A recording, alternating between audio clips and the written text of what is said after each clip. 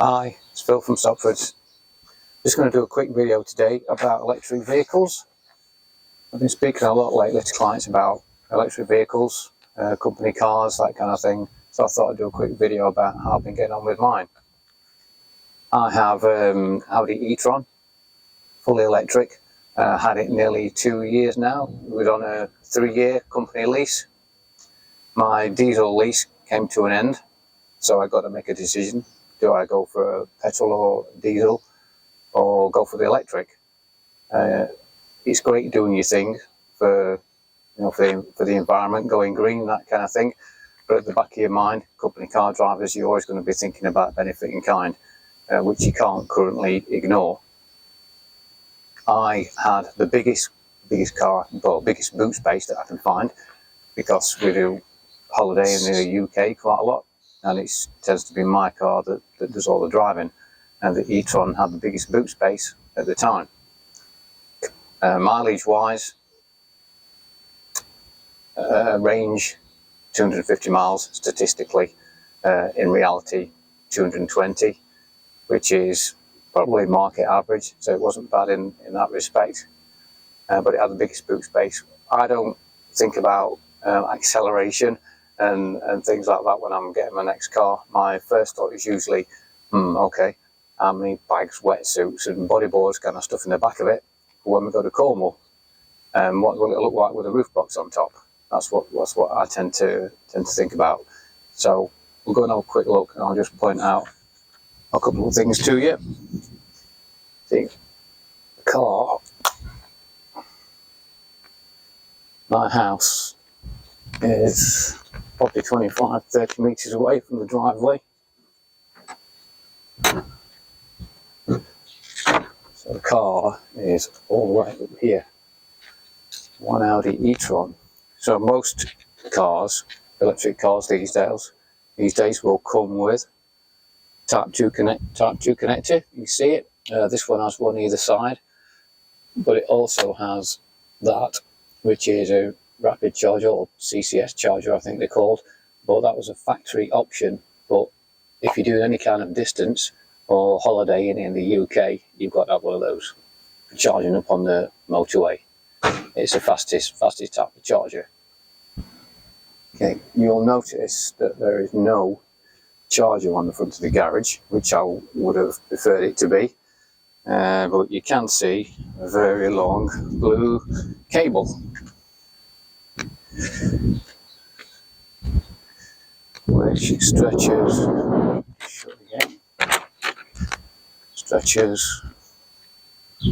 all the way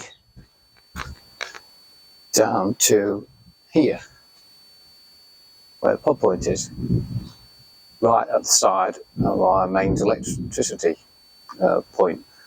Reason for that is, let's turn the camera around. When you sign up for a pod point or a charger, there are one or two on the market. You'll probably have to send pictures of your electrics to the installers. In my case, it was pod point, and in my case, the house is 25-30 years old, and electrics aren't good enough for pod point. So then faced with a choice, it's either dig my nice new path up and have several £1,000s worth of electric work done in the garage, new fuse box, etc., electrics between the house and the garage, or opt for an extra long 25-metre cable, which cost about £300-400. Anyway, I went for the cable, which works fine for me. The pod point costs about £700-800, I think. That one that you can see on the wall is, I believe, a Solo 2 charger. You'll also see it's covered by a grill, which, and I should paint this, is actually a boiler outlet cover.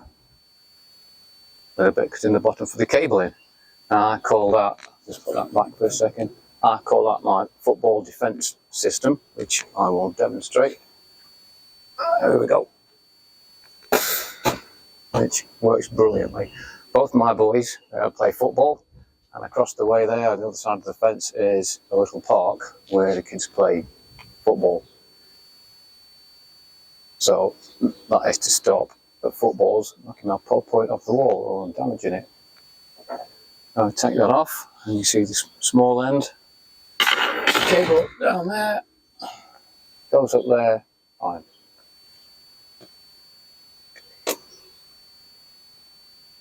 We have a charger in the office, which we had done when we had the cars, and I've also got this one outside the house. I tend to charge up mainly at the office, just keep the car topped up. If I need to be if I've run out or I'm going somewhere, see a client or something, or I'm going on holiday, I'm doing any kind of distance, then I'll charge it up at home overnight. My low rate electricity is between midnight and 7:30 in the morning. So I'll program the car to come on between those hours, and it'll charge happily and be ready for when I get up in the morning. The overnight rate is about 13p, I think. During the day, it's 37, 38, and at the office, I believe it's somewhere between 40 and 50. So the most efficient way is doing it overnight at home. Okay, now I mentioned Cornwall earlier on. I agonised for a long time about taking my electric car down there. I've got a ZapMap. I'm looking at it at the time. This is sort of early 2003. There was very little going on in Cornwall in terms of chargers. There were 3 rapid chargers that I could see. A couple in Newquay, Wadebridge and Padstow. So I did a little bit of homework. I got every conceivable app. Now going down the M5, you'd be fine. There are lots of charges down the M5. I got the co-pilot, also known as the wife, keeping track of where we were and what charges were available, and had an idea of where I wanted to stop on the way down. And I managed to stick to that. First stop, I believe, was a McDonald's where the kids had the breakfast. We set off early in the morning to make sure I didn't hit any traffic. So at that point, I was still a little bit worried, and I didn't want to get stuck. But I managed to charge where I wanted to on the way down on the M5. And the last stop on the M5, I believe, was Columpton, which is a big Ionity installation. I think there's about 6 big chargers there. Most of the chargers tend to be Ionity or Instavolt, both of which are really easy to use. Turn up, if you've got the app set up and your credit card details, put your card in, charge up, it'll send you an invoice. Really easy. So I got off the M5 with 100% or as near to as I could get it, and I managed to charge in Cornwall where I wanted to. I only had to queue a couple of times, but with the fast chargers, 30-40 minutes, you're back up to 80%, 100%. So even if it's a queue, cars are coming in and out all the time, and you shouldn't be hanging around for long. Now, we tend to stop in cottages when we're down there. Rent a cottage for a couple of weeks, and this time, so we're going down again in summer 2024, we managed to find a cottage that's got its own charger, which was brilliant, which means I've got to worry even less. I haven't got to worry about staying or having the battery at 100% and then come off the M5, because I know I'm going to be able to charge up overnight when I'm down there, and I know I'm going to be able to have 100% when I set off, which is fantastic. So, it's a little bit of a culture change, because you can't go to the petrol station and just turn up, fill up, and off you go again. Sometimes you've got to think about where you're going and make sure you're going to have enough charge. And if it is a long distance, and you've got to think about getting back and what you're going to do when you get there. But going that far wasn't the nightmare that I thought it was going to be.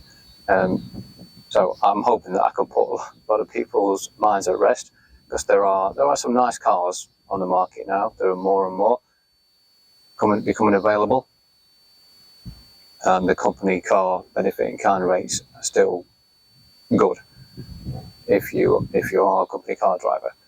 So I know I will always lease.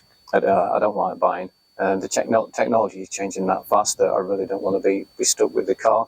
They say it turns up one day, and 2-3 years it goes back again. Really don't have to worry about it. Okay, and that really sums up what I wanted to say. I'll quite happily talk to anybody about my experiences with it. If you want to give the office a call, give me a chat, it's no problem. Thank you.